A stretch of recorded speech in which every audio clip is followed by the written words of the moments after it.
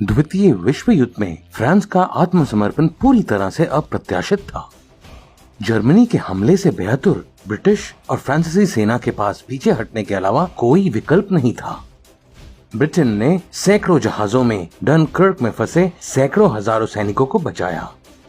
मित्र देशों की सेनाओं को हुए नुकसान के अलावा जर्मन सेना ने उस दिन उनका मनोबल भी नष्ट कर दिया। फ्रांस के आत्मसमर्पण के साथ पश्चिमी यूरोप जर्मनी के नियंत्रण में था। जर्मनी का अगला लक्ष्य ब्रिटेन होना लगभग तय था, लेकिन हिटलर ब्रिटेन के साथ समझौता करना चाहता था। उसकी शर्त ये थी कि ब्रिटेन पूरे यूरोपीय महाद्वीप को नियंत्रित करने की जर्मन इच्छा को स्वीकार करे। जर्मनी का वादा था कि अगर ब्रिटेन सहमत होता है तो भारत सहित अपने उपनिवेशों को बरकरार रखेगा, लेकिन ब्रिटिश प्रधानमंत्री विंस्टन चर्चिल को यह मंजूर नहीं था। चर्चिल का दृढ़ विश्वास था कि जर्मनी, जो यूरोप को जीतते ही और अधिक शक्तिशाली हो जाएगा, भविष्य में उन पर हमला करेगा। इसलिए ब्रिटेन ने युद्ध जारी रखने का फैसला किया। हिटलर का सपना था कि जर्मनी केवल 2 सप्ताह में शक्तिशाली फ्रांस पर विजय प्राप्त करने के तुरंत बाद ब्रिटेन को जीत सकता है। ये वीडियो जर्मनी द्वारा संचालित ऑपरेशन सी लॉयन और उसके बाद ब्रिटेन की लड़ाई के बारे में है। ये भी पहली बार था जब दुनिया ने बड़े पैमाने पर युद्धक विमानों की तैनाती देखी। ये द्वितीय विश्व युद्ध पर वीडियो श्रृंखला का दूसरा अध्याय है। जर्मनी की ब्लिट्जक्रीग के परिणाम स्वरूप फ्रांस के आत्मसमर्पण के साथ पश्चिमी यूरोप में युद्ध ब्रिटेन और जर्मनी के बीच था। हालांकि ब्रिटिश अपनी सेना को डनकर्क में बचाने में कामयाब रहे, लेकिन उन्हें टैंक और तोपखाने सहित अपने शस्त्रागार का 50% पीछे छोड़ना पड़ा। परिणाम स्वरूप ब्रिटेन सीधे भूमि युद्ध में जर्मन सेना का सामना नहीं कर पाता, लेकिन ब्रिटेन के पास अभी भी दुनिया की सबसे बड़ी नौसैनिक शक्ति थी। इसके अलावा रॉयल नेवी के पास जर्मनी की तुलना में बेहतर जहाज थे। इसलिए जर्मनी ने माना कि इंग्लैंड में अंग्रेजी चैनल और भूमि सैनिकों को पार करना आत्मघाती होगा। इस बीच जर्मनी का लुफ्तवाफा ब्रिटेन की रॉयल एयरफोर्स से ज्यादा मजबूत था। ब्रिटेन के पास लगभग 700 लड़ाकू विमानों सहित 1000 से अधिक लड़ाकू विमान थे। इसमें हैरिकेन और स्पिटफायर शामिल थे, जो लड़ाकू विमान थे। जर्मनी के पास 2600 से अधिक लड़ाकू विमान थे, जिनमें 1100 जर्मन बद्ध लड़ाकू विमान शामिल थे। मेसरस्मिथ 109 मॉडल लड़ाकू विमान ने जर्मन हमले का नेतृत्व किया। इनके अलावा उनके पास प्रसिद्ध स्टूका बम वर्षक थे। स्टूका बम वर्षकों के साथ ब्रिटेन पर हमला करने से पहले जर्मनों ने उनके कई लड़ाकू विमानों को नष्ट करने के लिए एक जाल बिछाया। इस उद्देश्य के लिए लुफ्टवाफा ने इंग्लिश चैनल के माध्यम से यात्रा करने वाले ब्रिटिश जहाजों पर बमबारी शुरू कर दी। जर्मन रणनीति स्टूका बम वर्षकों को रोकने के लिए ब्रिटेन द्वारा तैनात लड़ाकू विमानों को नष्ट करने के लिए अपने लड़ाकू विमानों का उपयोग करना था। उन्होंने गणना की कि यदि ब्रिटिश लड़ाकुओं को परेशान नहीं किया गया तो वे आसानी से स्टूका बम वर्षकों और फिर पैराट्रूपर्स के साथ ब्रिटेन पर विजय प्राप्त नहीं कर सकेंगे। लेकिन ब्रिटेन इस रणनीति को पहले ही समझ चुका था। उन्हें पता था कि असली युद्ध आ रहा है। इसलिए उनके जहाजों पर हमले के बावजूद ब्रिटेन ने जवाबी कार्रवाई करने का पहल नहीं किया। ये महसूस करते हुए कि उनका जाल विफल हो गया था, जर्मनी ने लुफ्टवाफा का उपयोग करके ब्रिटेन पर सीधा हमला करने की योजना बनाई।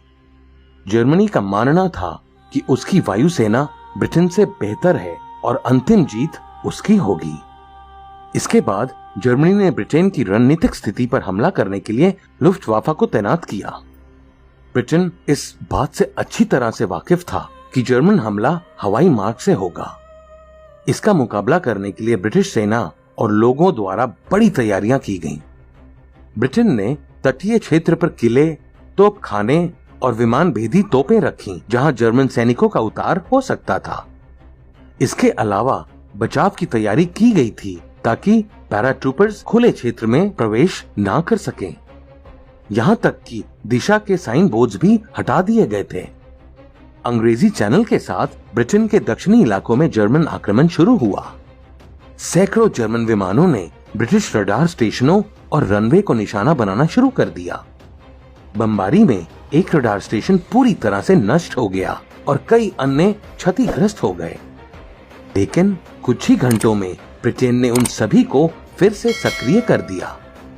इसके अलावा हालांकि जर्मनों ने कई रनवे पर हमला किया, वे उनमें से किसी को भी पूरी तरह से अक्षम करने में असमर्थ थे। पहले दिन रॉयल एयरफोर्स ने लगभग 50 लुफ्तवाफा विमान को मार गिराया।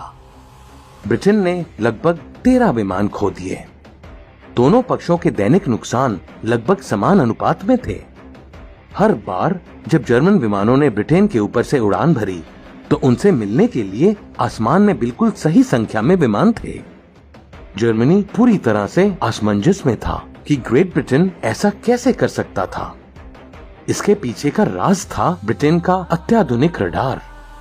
उन्होंने ब्रिटेन के दक्षिण और पूर्वी तटों पर रडार की एक लंबी लाइन स्थापित की थी। 21 रडार का यह नेटवर्क प्रत्येक 300 फीट ऊंचा लगभग 200 किलोमीटर की दूरी से विमान का पता लगा सकता था। साथ ही विमान की संख्या, दिशा और ऊंचाई की पहचान की जाती थी। रडार से सूचना तब एक एकीकृत कमांड सेंटर को प्रेषित की जाती थी।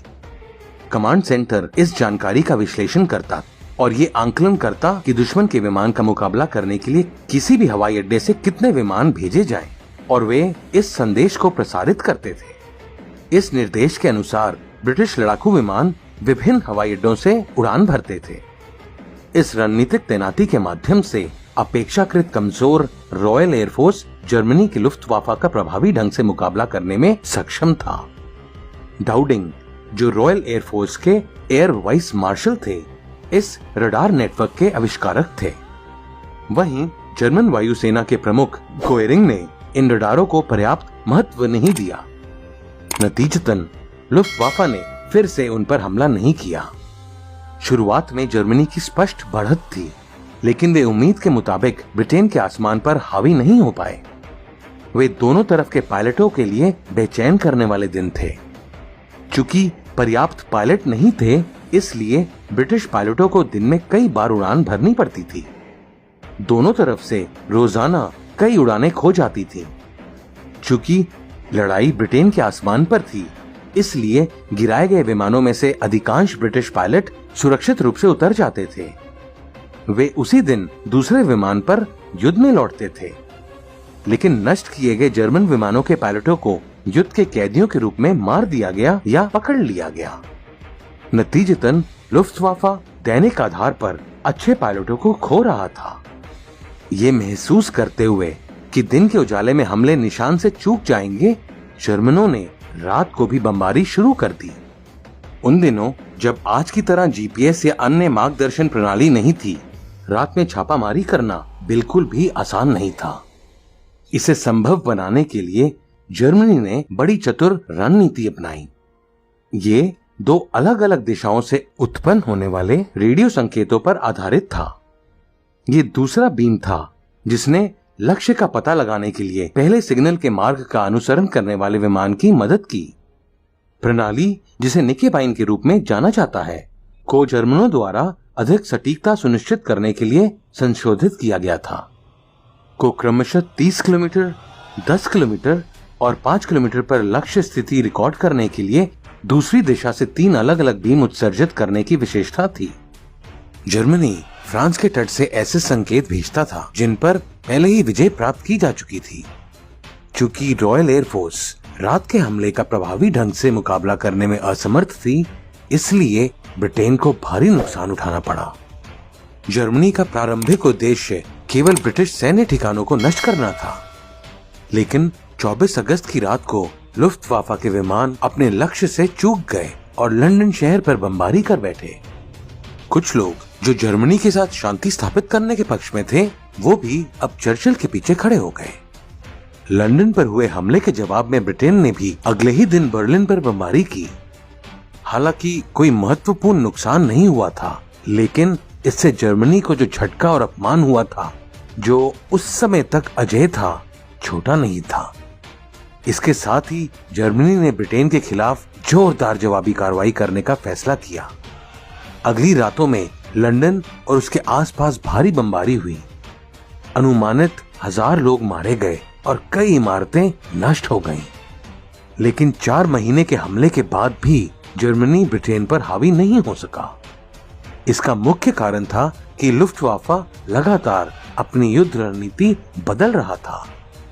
वे ब्रिटेन के रडार को पूरी तरह से नष्ट करके या रनवे पर हमला जारी रखकर ब्रिटेन की हवाई सुरक्षा को नष्ट कर सकते थे, लेकिन अति आत्मविश्वास जर्मनी के लिए उसकी बर्बादी का कारण बन गया।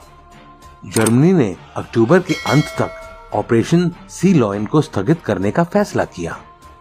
इस प्रकार ब्रिटेन का युद्ध लक्ष्य को देखे बिना ही समाप्त हो गया। इसका कारण केवल अस्थायी झटके नहीं थे। ये निर्णय सोवियत संघ पर आक्रमण की तैयारियों का हिस्सा था। जर्मन सोवियत संघर्ष की इस पौराणिक कहानी को हम अगले वीडियो में देखेंगे। अगर वीडियो अच्छा लगे तो वीडियो को लाइक, शेयर तथा हमारे चैनल को सब्सक्राइब जरूर करें। धन्यवाद।